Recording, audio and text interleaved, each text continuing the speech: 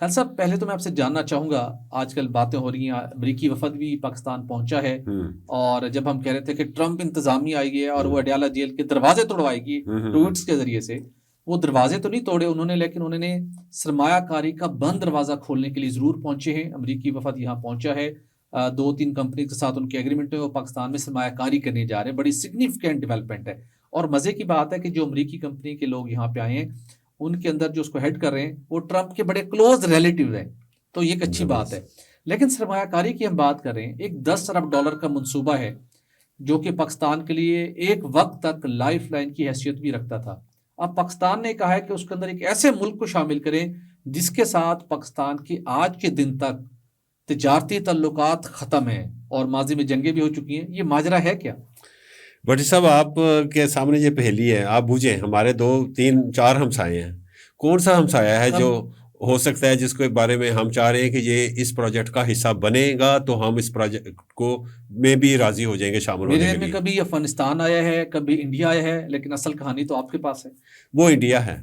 अच्छा, वो प्रोजेक्ट का नाम टैपी है। ये मुतालबा पाकिस्तान ने किया? ये मुतालबा जो है ना, ये पाकिस्तान की तरफ से होने वाला है, क्योंकि उन्होंने ये थॉट प्रोसेस जो है ना अपना कंप्लीट कर लिया है। अच्छा। उनका ख्याल ये है कि ये टैपी जो प्रोजेक्ट है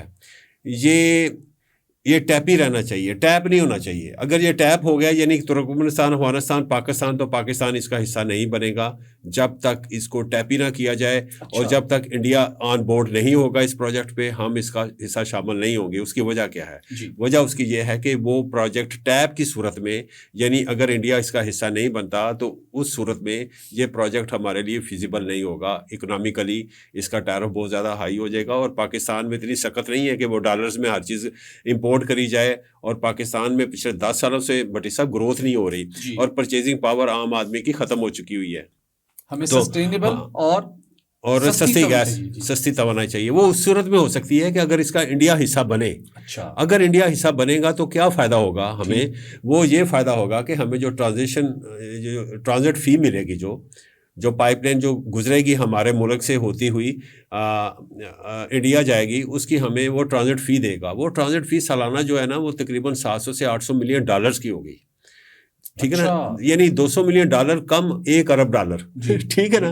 तो ये बहुत हैवी अमाउंट होगी, और हमको भी अफगानिस्तान को ट्रांजिट फी देना होगी, वो तकरीबन 500 मिलियन डॉलर्स की है। तो फिर भी आपको एक खतीर रकम बचत हो जाएगी। तकरीबन 300 मिलियन डॉलर्स की हमें ये बचत हो जाएगी। और फिर हमें जो है ना गैस की प्राइस जो होगी ओवरऑल, वो इम्पैक्ट वो इकोनॉमिकली वायबल हो जाएगा। तो इस पे हमारे जो बाबूज हैं उन्होंने भी सोचा, हमारे ब्यूरोक्रेसी ने सोचा, और जो रेलिवेंट अथॉरिटीज़ हैं उन्होंने, बल्कि हमारे जो डिसीजन मेकर्स हैं, टॉप लेवल के जो डिसीजन मेकर्स हैं जो पिंडी में रहते हैं, उनको भी सेंसिटाइज़ किया, और SIFC के लोगों को भी सेंसिटाइज़ किया जी कि हम इस प्रोजेक्ट का उस वक्त हिस्सा नहीं बनना चाहिए जब तक इंडिया इस प्रोजेक्ट का हिस्सा नहीं बनेगा। और उन्होंने यही वजूहात उनको बयान की, यही आर्गूमेंट्स दिया।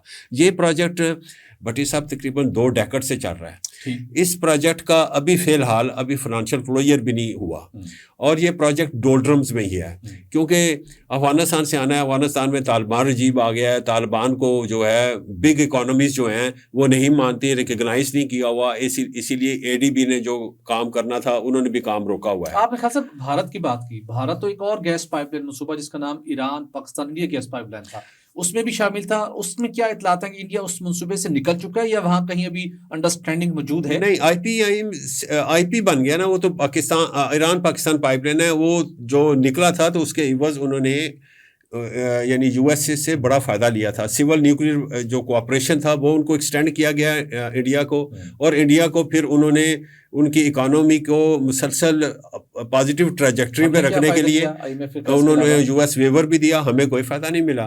तो लिहाजा ये जो प्रोजेक्ट था ना टैपी वाला, बेसिकली ये IP से डाइवर्ट करने के लिए ये हमें इस तरफ लगाया गया था। लेकिन ये प्रोजेक्ट भी जो है ना बज़ाहिर नॉन स्टार्टर लग रहा है, लेकिन इस प्रोजेक्ट को अगर वायबल होना है तो इसका हिस्सा हमने कह दिया है तुर्कमेनिस्तान वालों को, या कह देंगे आने वाले दिनों में कि भाई इंडिया को आप इसका हिस्सा बनाएं, तो तब ये जो है हमारे लिए वायबल होगा। बिल्कुल ठीक। बड़ी डेवलपमेंट है, बड़ी स्टोरी है। अब 2 क्रक्स हैं आपकी स्टोरी के। अगर तो इंडिया शामिल होता है तो बड़ी खबर होगी कि हाँ पाकिस्तान के मुताबिक के ऊपर इंडिया को अल्टीमेटली इस मंसूबे का हिस्सा बनना पड़ा है, पाकिस्तान को फायदा भी होगा, गैस की कीमत भी नीचे आएगी। और अगर इंडिया शामिल नहीं होता तो इस प्रोजेक्ट का मुस्तकबिल खत्म। बिल्कुल भट्टी साहब, इस वक्त उसने वाकवे नहीं किया। इस वक्त वो बज़ाहिर जो है ना, जितनी मुज़ाकरात हो रहे हैं ना, 2 तरफ़ा 3 तरफ़ा जो भी मुज़ाकरात हो रहे हैं तुर्कमेनिस्तान के साथ, इंडिया के साथ या तुर्कमेनिस्तान के पाकिस्तान, वो मुज़ाकरात में शामिल है। लेकिन उसने वाकवे नहीं किया, लेकिन वो नॉन कमिटल लग रहा है।